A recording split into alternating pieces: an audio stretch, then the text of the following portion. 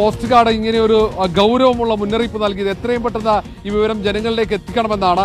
എന്താണ് ഈ കടലിലേക്ക് വീണ ആ അജ്ഞാത വസ്തുക്കൾ എന്ന് കോസ്റ്റ് ഗാർഡ് അത് പറയുന്നില്ല. പക്ഷേ എന്നാൽ പോലും ചില ചിത്രങ്ങൾ കൂടി കോസ്റ്റ് ഗാർഡ് പങ്കുവച്ചിട്ടുണ്ട്.